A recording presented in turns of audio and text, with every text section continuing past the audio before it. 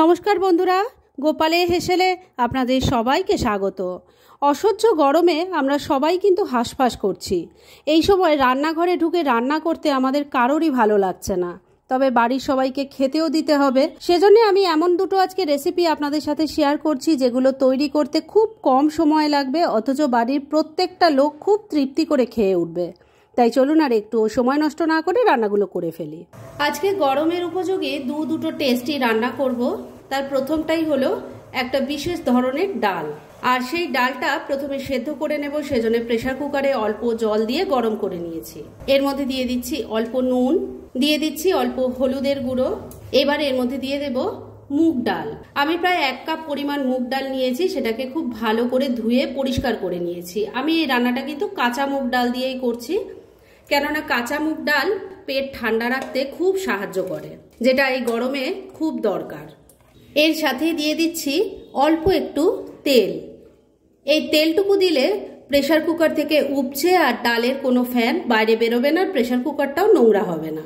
এবার লিডটা লাগিয়ে দিচ্ছি আর মিডিয়াম ফ্লেমে রেখে 3 থেকে 4টে হুইসেল পড়লেই ডালটা সেদ্ধ হয়ে যাবে। তাহলে ডালটা সেদ্ধ হোক, তারপর ফিরে এসে নেক্সট স্টেপ দেখাচ্ছি। 4টে হুইসেল দিয়ে ডালটা সেদ্ধ করে রেখে দিয়েছি। প্রেসার কুকারটা এখনই খোলা যাচ্ছে না, ওটা পাশের ওভেনে রেখে দিয়েছি। আর এবার একটা কড়াই বসিয়ে তার মধ্যে অল্প একটু তেল দিয়ে গরম করে নিয়েছি। এর মধ্যে দিয়ে দিচ্ছি অল্প একটু কালো সর্ষে, দিয়ে দিচ্ছি অল্প একটু মেথি, একটা তেজপাতা, একটা শুকনো লঙ্কা দিয়ে দিলাম। এবার ফোড়নটাকে কয়েক সেকেন্ড আগে ভাজা ভাজা করে নিচ্ছি। ফোড়নটা ভাজা ভাজা হয়ে গেছে। এবারে এর মধ্যে দিয়ে দিচ্ছি 1 চামচ থেতো করা আদা। এটাকেও তেলের সাথে মিশিয়ে নিয়ে একটু ভাজা ভাজা করে নিচ্ছি। মিনিট খানেক সময় নিয়ে আদাটাকেও তেলের সাথে মিশিয়ে নিয়ে একটু ভাজা ভাজা করে নিয়েছি। এবার এর মধ্যে ডালটা ঢেলে দেব। তবে ডাল কেমন সেদ্ধ হয়েছে সেটা একবার দেখিয়ে দিই। দেখুন, ডাল কিন্তু খুব সুন্দরভাবে সেদ্ধ হয়ে গেছে। এবার ডালটা এর মধ্যে ঢেলে দিচ্ছি। এর মধ্যে আরো একটু উষ্ণ গরম জল দিয়ে দিলাম। এবার এই ডালের মধ্যে দিয়ে দেব একটু ঝিঙের টুকরো। আমি একটাই বড় সাইজের ঝিঙে নিয়েছি, সেটাকে ছোট টুকরো করে কেটে নিয়েছি, দিয়ে দিলাম। দিয়ে দেব 2টো কাঁচা পাকা লঙ্কা। ভালো করে মিশিয়ে নিচ্ছি। বন্ধুরা, আপনারা আমার রেসিপি দেখার সাথে সাথে আমার ফেসবুক পেজ গোপালের হেসেল, তাতেও ভিজিট করতে পারেন। ডেসক্রিপশন বক্সে লিংক দেওয়া আছে। ঝিঙের টুকরো আর লঙ্কাটাকে ভালো করে ডালের সাথে মিশিয়ে নিয়েছি। এবার ফ্লেমটাকে লো আর মিডিয়ামের মাঝামাঝি রেখে একটা লিড চাপা দিয়ে 3-4 মিনিট রান্না করে নিচ্ছি। মিনিট 3 রান্নাটা হয়ে গেছে। এবার ঢাকা তুলছি। ঝিঙেগুলো দেখুন সুন্দর কিন্তু নরম হয়ে গেছে। এবার এর মধ্যে যাবে স্বাদ মতো নুন। তবে নুনটা দেওয়ার সময় খেয়াল রাখবেন, ডাল সেদ্ধ করার সময়ও কিন্তু নুন দেওয়া ছিল। অল্প একটু চিনি দিয়ে দিলাম। এর সাথে দিয়ে দেব একটু গন্ধরাজ লেবুর পাতা। পাতাগুলোকে হাতে একটু এভাবে ক্রাশ করে নিচ্ছি আর তারপর পাতাগুলো দিয়ে দিলাম। ভালো করে মিশিয়ে নিচ্ছি। সবকিছু ভালো করে মিশিয়ে নিয়েছি। এবার মিনিট খানেক আবারও রান্নাটা করে নিচ্ছি। মিনিট খানেক আবারও রান্নাটা হয়ে গেছে। এবার সবশেষে এর মধ্যে দিয়ে দেব গন্ধরাজ লেবুর স্লাইস। আমি 3টে স্লাইস নিয়েছি, পাতলা পাতলা করে কেটে নিয়েছি। এবার দিয়ে দিলাম ডালের মধ্যে, মিশিয়ে নিচ্ছি। এই লেবুর স্লাইস দিয়ে খুব বেশি সময় কিন্তু রান্না করা যাবে না, কেন তাহলে তেতো হয়ে যাবে। সেজন্য আবারও মাত্র মিনিট খানেক রান্না করে নিচ্ছি। লেবুর স্লাইসগুলো দিয়ে মিনিট খানেক আবারও রান্নাটা করে নিয়েছি। এবার কিন্তু আমার এই স্পেশাল ডাল রান্না একদম রেডি। গ্যাসটা বন্ধ করে দিলাম। তবে এটাকে এখন আপাতত আমি ঢাকা দিয়ে রেখে দেবো, কেননা এর সাথে সাইড ডিশ হিসাবে যেটা পরিবেশন করব সেটা চলুন তৈরি করে ফেলি, আর তারপর দুটো একসাথে সার্ভ করে আপনাদের দেখাচ্ছি। আজকে এই দারুণ টেস্টি ডালটার সাথে আরেকটা দারুণ টেস্টি আর চটজলদি সাইড ডিশ তৈরি করব। সেজন্য একটা প্যান বসিয়ে গরম করে নিয়েছি। এর মধ্যে প্রথমে দিয়ে দিচ্ছি 1 মুঠো কাঁচা বাদাম। ফ্লেমটা একটু কমে রেখে বাদামটাকে আগে ড্রাই রোস্ট করে নিচ্ছি। বাদামটা ড্রাই রোস্ট হয়ে গেছে। এবার এর মধ্যে দিয়ে দিচ্ছি 1 টেবিল স্পুন পোস্ত।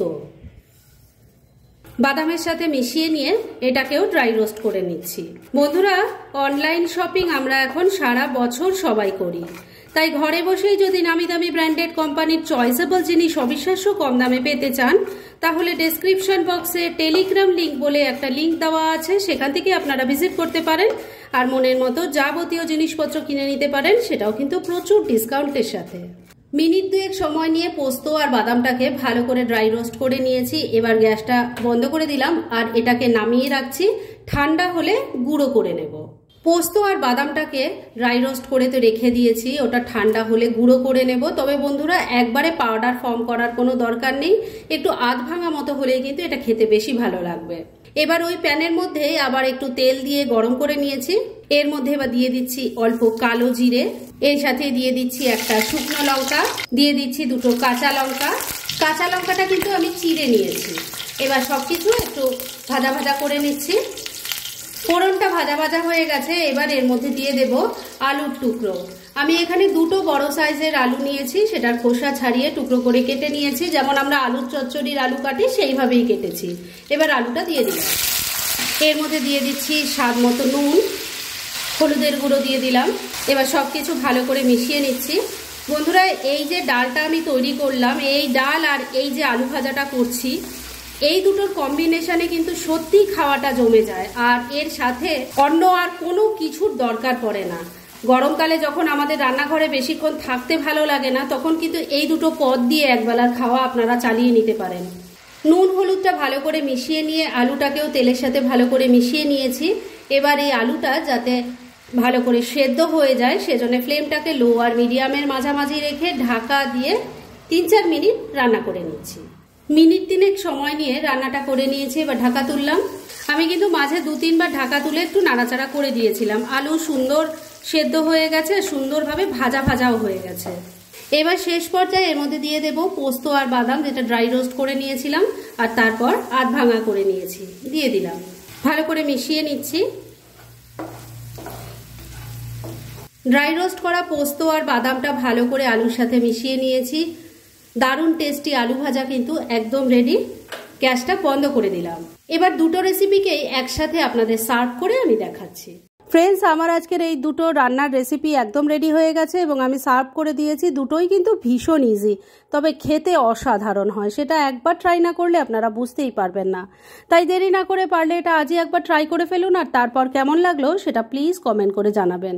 এরম ধরনের অনেক ভালো ভালো নিরামিষ রান্নার রেসিপি আপনারা গোপালের হেসেল সার্চ করলেই পেয়ে যাবেন, যার মধ্যে থেকে কিছু কিছু আমি সাজেস্টেড বক্সেও দিয়ে দেব, সেখান থেকেও আপনারা দেখে নিতে পারেন। তাই গোপালের হেসেল অবশ্যই ভিজিট করুন। আর আপনারা কেমন ধরনের রেসিপি চাইছেন সেটাও কিন্তু আমাকে জানাতে পারেন। আমি চেষ্টা করব সেই সব রেসিপিগুলো আপনাদের সাথে শেয়ার করার। আর আমার আজকের এই রেসিপি যদি আপনাদের ভালো লাগে আর ইউজফুল বলে মনে হয়, তাহলে যারা এখনও আমার চ্যানেলটাকে সাবস্ক্রাইব করেননি তারা প্লিজ প্লিজ সাবস্ক্রাইব করুন। তাহলে আজকের মতো এখানেই শেষ করছি। পরদিন আবার এরকমই কোনো ভালো রেসিপি নিয়ে চলে আসব। আপনারা সবাই খুব ভালো থাকুন, সুস্থ থাকুন।